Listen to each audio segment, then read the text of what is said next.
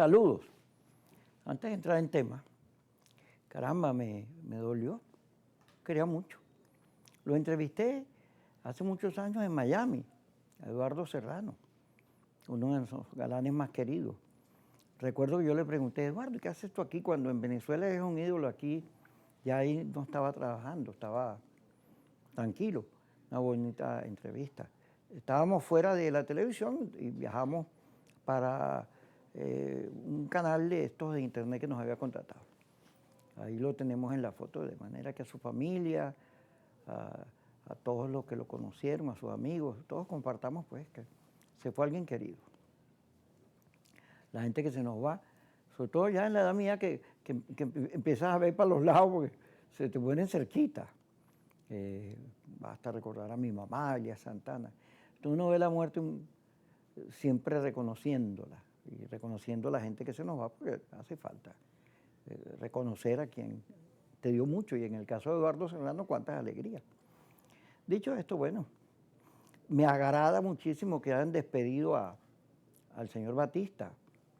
No solo debieron despedir a la Federación Venezolana de Fútbol, debe renunciar completa, porque ellos son los culpables de contratar, que ganaban como $2 millones y nunca había dirigido un equipo importante, sino puro equipo de menor rango, porque eso que ocurrió con la Vinotinto, bueno, hay debate por todos lados.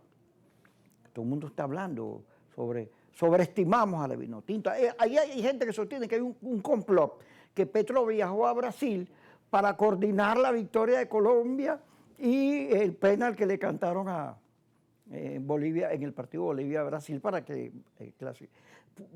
Eso no tiene ni sentido. Lo cierto es que sí duele hablando de dolores, pues duele lo que le ocurrió a la Vinotinto. Y no para quemarlo, no. Pero ahí hay unas responsabilidades con lo que pasó, porque la primera parte de la clasificación el equipo lo hizo bastante bien. Tengo entendido que el señor que estaba antes que este era el asistente, no sé cómo se llama. ¿Ah? Perkins. Algo así. Peckerman. Bueno, que el hijo parece que se robó unos ceniceros. Lo cacharon, tuvo que salir corriendo. Pero qué desastre, Dios mío. Bueno, ahora vamos al desastre mayor. Andrés Silva. Andrés tiene 25 añitos, mírenlo. Él es abogado, pero hizo unos posgrados y una cosa y es un asesor de la política. Interesante porque por la edad, ¿no? O sea que la política la inventó el diablo y como el diablo es malamañoso, uno nunca sabe por dónde va a salir. Fíjate, el señor Patrick Cliff, búscame el nombre, Charlie Cliff, Charlie Chin, no, Dios mío, ¿cómo se llama? Charlie Kirk. Charlie Kirk. Señor, un troncito, estaba en Utah, en una conferencia, y le metieron un tiro. Inmediatamente salió la señora esta aquí, la embajadora de Estados Unidos en Venezuela, la señora Machado, a llorar porque lo mataron. También porque no es grato que maten a nadie. Y salió Uribe también, y salieron tristes, pero viendo los análisis que hacen en Estados Unidos, la violencia en Estados Unidos, bueno, ahí matan presidentes. Y en Colombia también. Aquí donde no, eso no es una práctica, gracias a Dios, porque imagínate tú si también la violencia fuera habitual en Venezuela. Bueno, una cantidad de guerras, pero no en la dimensión que vemos ahí. Entonces, en Estados Unidos hay unos debates a propósito de la conversión de la Secretaría de Defensa en Ministerio de la Guerra, Secretaría de la Guerra. Hay unos debates profundos porque desde que llegó Trump, desde que apareció Trump en la política norteamericana, pues la polarización ha encendido las pasiones y el país está sometido a una presión muy fuerte. Hay en las encuestas americanas un rechazo total a la guerra.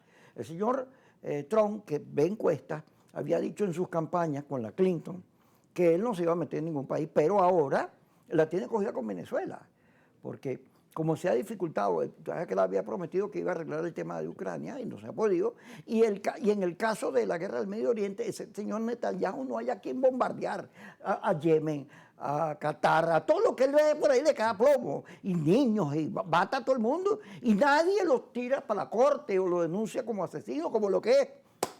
Pero el señor Trump la tiene agarrada a Venezuela. Entonces, esta violencia que ocurría con con este señor Patrick... Charlie Kirk. Charlie Kirk, es que me confundo con Charlie Sheen. Sí, no por maldad. Nos debe llamar la atención, fíjate en Colombia también, el candidato Uribe, que escúchala, qué dolor su muerte. Eso tiene que reflejarnos, vernos los venezolanos en un espejo sobre lo que significa la violencia, porque aquí hay una gente en las redes muy envenenada, muy lleno de odio, que cree que cuando venga la guerra y el desastre a ellos no les va a pasar nada. ¿Cómo tú ves esto que pasó con este señor Patrick Kirk? Ahora sí lo pegué, Patrick Kirk. Bueno, es así, Kiko. Tenemos un personaje bien polémico en Charlie Kirk, más allá de si estoy o no de acuerdo con la mayoría de las cosas que él decía. Él era un personaje que generaba contenido interesante para este público joven, que tiene un span de atención muy bajo comparado a generaciones anteriores, y él a través de sus redes sociales, sobre todo en TikTok, generó un movimiento de lo que él llamaba este nuevo movimiento conservador, donde mientras en la mayoría de la población americana el americano joven es más liberal, es más progresista, puesta por los derechos sociales, él era un joven que promovía valores católicos y promovía ser antiaborto y promovía el porte de armas y todos estos temas que por supuesto ayudaron mucho a Donald Trump en esta campaña y por eso lo han convertido en una bandera.